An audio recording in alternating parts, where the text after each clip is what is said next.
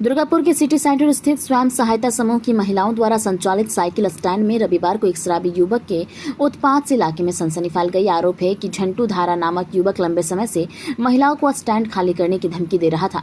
रविवार को मामला उस समय और गंभीर हो गया जब आरोपी कथित रूप से हाथ में धारदार चाकू लेकर साइकिल स्टैंड पर पहुंचकर वहां मौजूद महिलाओं को डराने धमकाने लगा। आरोप है कि उसने कुछ महिलाओं के गले पर चाकू रखकर भी धमकी दी। घटना से इलाके में दहशत का माहौल बन गया है। सूचना मिलते ही पुलिस मौके पर पहुंची और आरोपी युवक को हिरासत में ले लिया है। पुलिस पूरे मामले की जांच में जुट गई है। কিছুই না, আমাদের ইলেকশনের রিপোর্ট বের হওয়ার পরে এইটা আগে তো ইলিগাল ভাবেই চলতো, কোনো সরকারিভাবে দেয়া ছিল না। সরকারিভাবে আমরা পেয়েছি। আমরা যখন পাই সে আমাদের সংগঠনের প্রতিষ্ঠা দেখাতে দেখাতে কাগজপত্র করতে করতে আমাদের 4 মাস চলে যায়। এই 2 মাস হয়েছে আমরা সব সাজিয়ে গুছিয়ে আমরা নিজেদেরকে রেডি করলাম।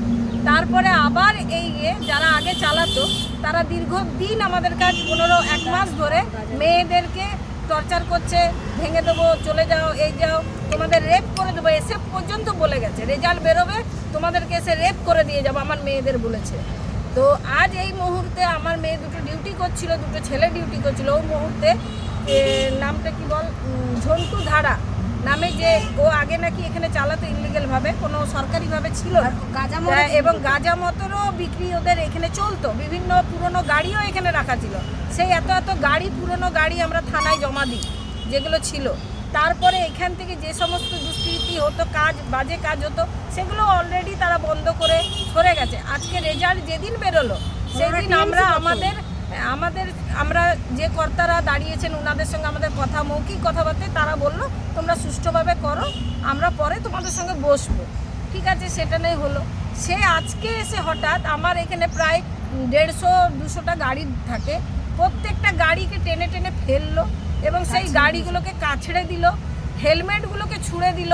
একটা আমার টেবিল থাকে, সেই টেবিলটাকে ভাঙলো। আমার এই মেয়েটিকে একটা ছুরি নিয়ে এসে গলার মধ্যে মারতে গেছে। আমাদের ঘোষদা বলে একটি দাদা আছে, ও এসে ওকে ধরেছে। তাহলে এইসব অত্যাচার কেন? এখন আমরা থানাতে কমপ্লেন করেছি, থানার গাড়ি বেরিয়ে যায়, আবার কমপ্লেন নাই, থানার গাড়ি আবার এসে ওকে ধরে নিয়ে যায়। আমরা বললাম আমাদের করণীয় আছে, আমরা ডায়েরি করতে চাই। আমাদেরকে থানায় ভেতরে ঢুকতে দেওয়া হচ্ছিল না। থানার ভিতরে ঢুকতে না দেওয়ার পরে যখন আমরা থানা থেকে বেরোলাম, ওরা ডায়েরি নেবে না। পুলিশ নিল না? হ্যাঁ, ডায়েরি আমরা নেব না। যখন ধরে নিয়ে ছুরি দিয়ে কি করছিল? ওকে গলায় এমনি করে মারতে। বলো, তুমি বলো কি করছো? আমাকে গলা দিয়ে না। কি নাম আপনার? আমার নাম দেবযানী বিশ্বাস।